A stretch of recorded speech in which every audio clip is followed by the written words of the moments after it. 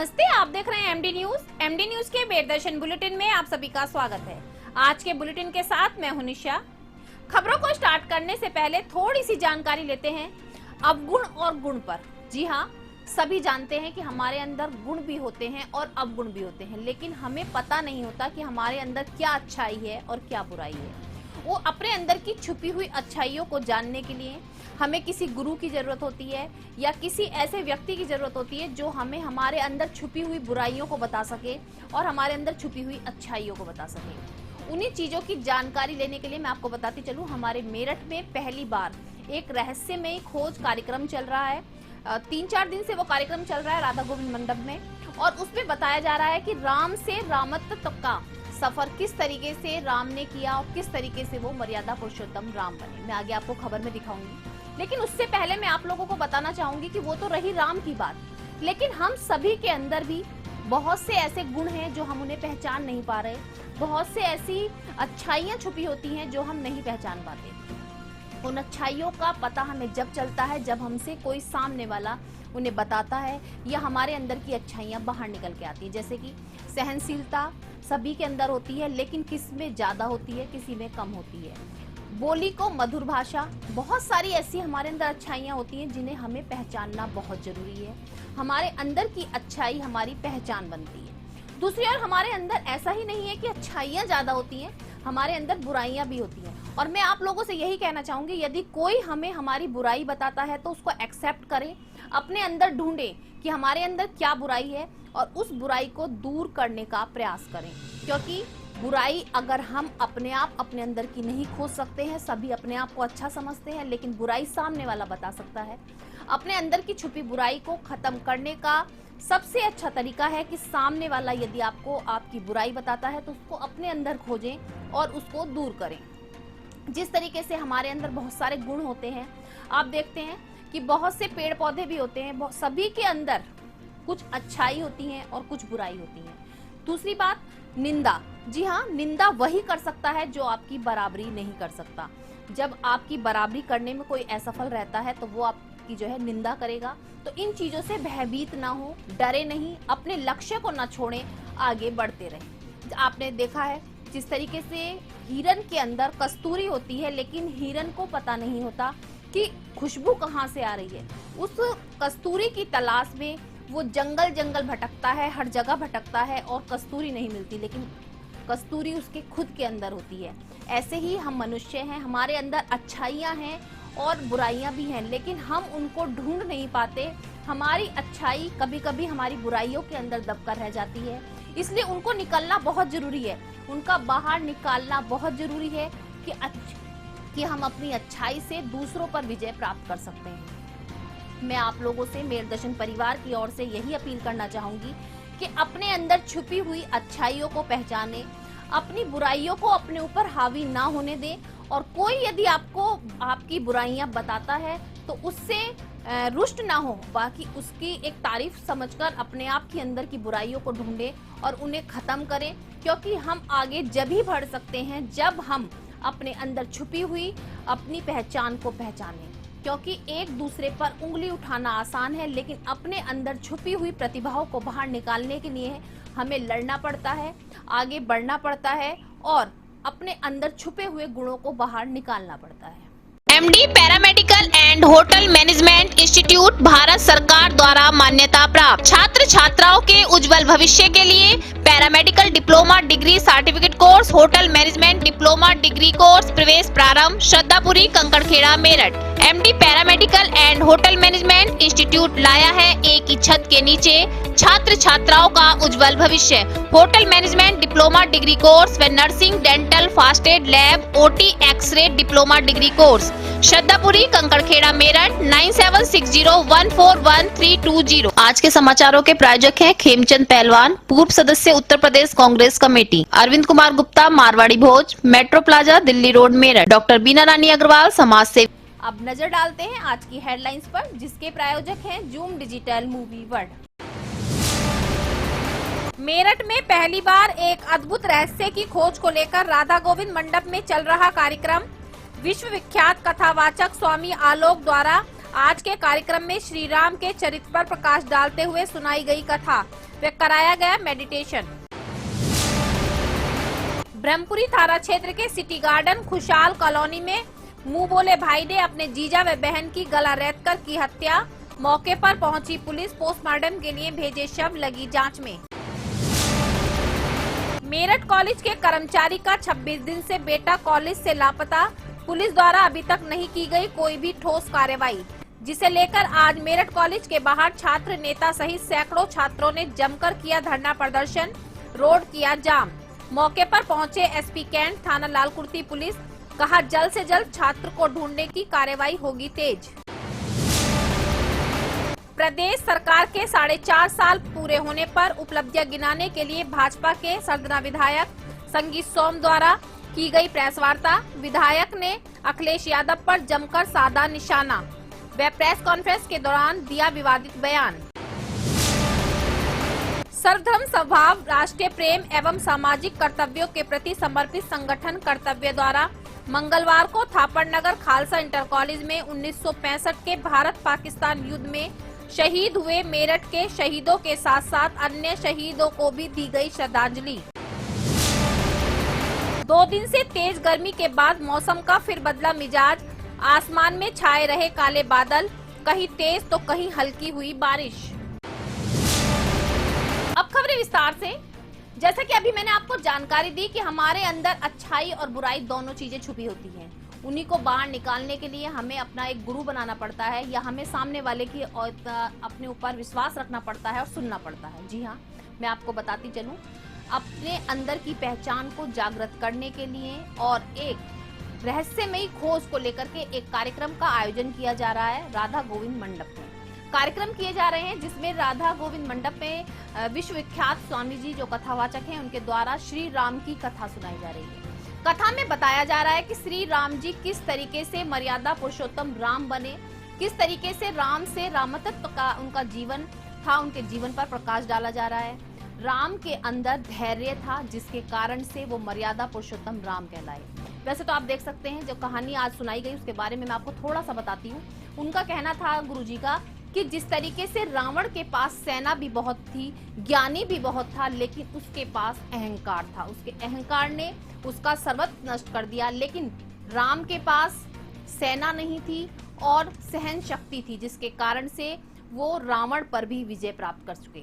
और जिस तरीके से देखा गया कि उनकी पत्नी को अपहरण होने के बाद भी, यानी कि माता सीता का जब अपहरण किया गया तब भी राम ने क्रोध नहीं किया और बहुत सहन शक्ति करते हुए धीरे धीरे प्रयास करते हुए रावण की लंका पर विजय प्राप्त की।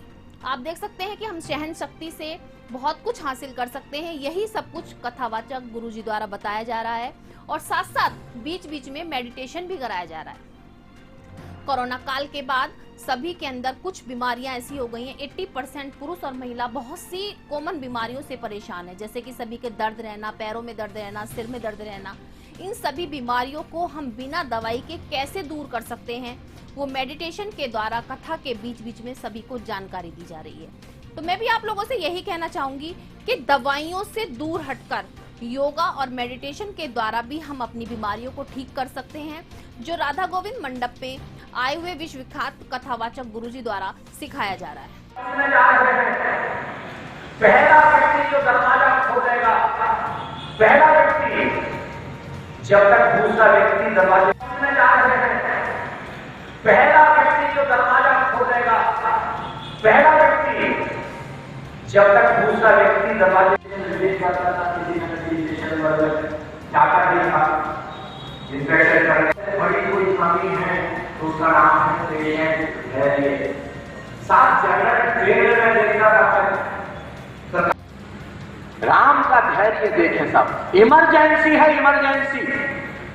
समुंदर एक्सरसाइज करना, कोई लाफिंग एक्सरसाइज करना, कोई लाफिंग एक्टिविटी करना, या सुबह को वॉक करना, एक्सरसाइज करना। अगर हम डेली वॉक कर लें, अगर हम सुबह ठान लें दिमाग में हमें 6 बजे उठ के वॉक पर जाना ही जाना है, तो हमें किसी अलार्म की जरूरत नहीं है। हम आराम से खुद ही उठ सकते हैं और वॉक पर जाकर अपने जीवन को स्वस्थ बना सकते हैं। मेरा नाम डॉक्टर दीपिका है, मैं साइकोलॉजिस्ट हूँ। बीइंग अ साइकोलॉजिस्ट यहाँ आके मुझे हर बार बहुत कुछ सीखने को मिलता है। आज जो गुरुजी ने बताया वो मोस्ट इम्पॉर्टेंट था संकल्प शक्ति।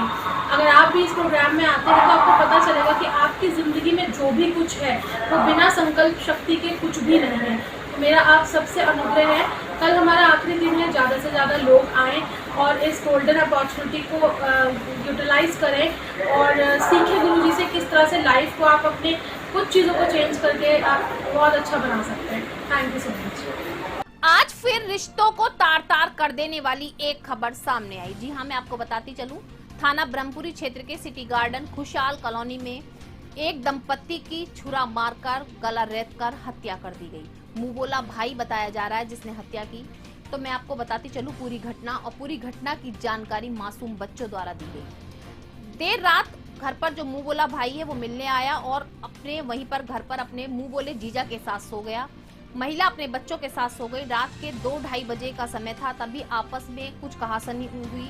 कहासुनी के बाद उसने अपने मुंह बोले जीजा पर चाकुओं से वार कर दिया। कई जगह पर चाकुओं के जख्म भी पाए गए हैं और गला रेतकर हत्या कर दी। आवाज सुनकर जब मुंह बोली बहन वहां पहुंची, छोटी बच्ची वहां पहुंची, तो उसको भी मारा गया और उसका भी गला रेतकर हत्या कर दी। आसपास के पड़ोसी आवाज सुनकर पहुंचे। मौके पर पुलिस भी पहुंची। पुलिस ने पोस्टमार्टम के लिए सब भेजे। आसपास से जांच की गई। छोटे बच्चों से जब बयान लिया गया तो उनका यही कहना था कि जो हमारे मामू थे घर में आए थे और इस तरीके से घर में रखे हुए चाकू से ही पापा और मम्मी का कत्ल हो गया। छोटे छोटे बच्चों के बयान से दिल दहला देने वाली बात सामने आ रही थी कि मामू, जिनको वो मामू बोलते थे, एक रिश्ता था, उस रिश्ते ने ही दाग दाग कर दिया। समीर नाम है उनका। क्या घटना हुई तुम्हारे घर में? क्या हुआ पूरी बात बताओ। पहले तो वे हमारे घर आए थे, फिर छुरा खरीदने चले गए। आधी रात हो गई थी, फिर उन्होंने गेट के चढ़ी के मेरे पापा के मुंह बन गई है कांगी वरना आया। फिर उन्होंने यहाँ से नोच छील दी, नाड़ कट गई थी। और फिर मेरी अम्मी के मारने आए थे हनी, फिर सानिया पकड़ लिया, उन्होंने लात मार दी मेरे मामू ने सानिया के। फिर वो हट गई, फिर मामू ने यहाँ से मेरी अम्मी के भी छील के भाग गए। फिर मेरे पापा के इतना सारा खून निकल गया था, मैं देख रहा हूँ क्या है। फिर सारे लाट खोली, मेरी पैंट भी सन गई खून में। अच्छा, तो मामू का नाम क्या तुम्हारे? समीर। ब्रह्मपुरी में देर रात्रि डबल मर्डर हुआ है, उसके बारे में कुछ बताएंगे सर? देखिए, थाना ब्रह्मपुरी में सिटी गार्डन क्षेत्र लगता है। सिटी गार्डन में एक परिवार वहाँ पर रहता था। आज सवेरे जानकारी मिली है कि सवेरे लगभग 2 बजे यानी देर रात्रि में एक पति पत्नी, एक दंपत्ति हैं, उनको जो कि अपने 4 छोटे छोटे बच्चों के साथ वहाँ पर रहते थे, उनको उनके घर में आने वाले व्यक्ति समीर उर्फ हसीन, जिसका नाम बताया जा रहा है, उसके द्वारा घर में रखे हुए ही चाकू और दाव से उनका गला काट के उनकी हत्या कर दी गई है।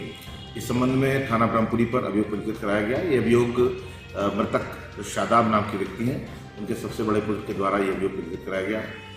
और इसमें समीर उर्फ हसीन नाम के इस व्यक्ति को, जो उनके घर में आता जाता था, उसको नामजद किया गया है। इसमें हमने तुरंत ही फोरेंसिक टीम मौके पर बुलाई थी। फोरेंसिक टीम ने मौके का जायजा लिया और वहाँ से तमाम साक्ष्य एकत्रित किए हैं। सभी अधिकारियों ने इस मौके को विजिट किया है।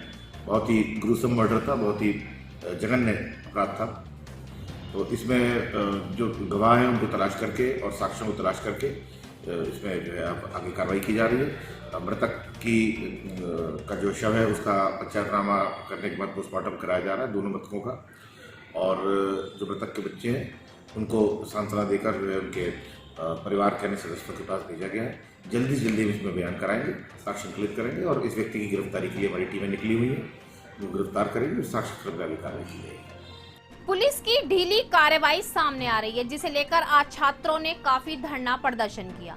मैं आपको बताती चलूं पूरा मामला क्या है। मेरठ के एक कर्मचारी का बेटा स्कूल कॉलेज से ही 26 दिन पहले लापता हो गया, जिसकी कंप्लेंट पुलिस में की गई, लेकिन पुलिस द्वारा कोई भी ठोस कार्रवाई अब तक नहीं की गई और परिवारजनों से ये कहा गया कि आपका बेटा खुद ही गया होगा, खुद आ जाएगा। उसी को लेकर के आक्रोश में आज सैकड़ों से भी ज्यादा छात्र और छात्र नेता सड़क पर बैठकर धरना प्रदर्शन कर रहे थे। उनका कहना था कि जल्द से जल्द जो लापता छात्र है उसको ढूंढकर वापस लाया जाए, नहीं तो सभी छात्र मिलकर उग्र आंदोलन करेंगे।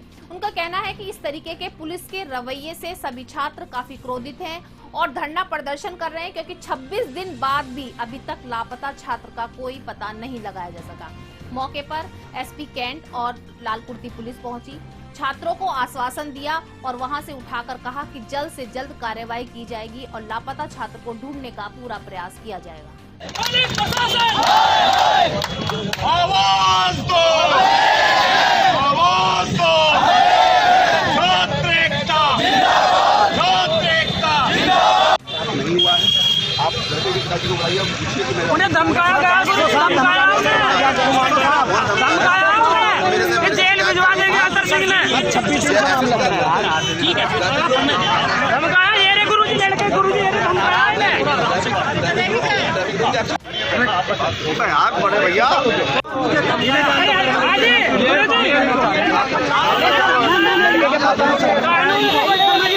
किस तरीके से आपने धमकाएंगे सर, पत्नी को साथ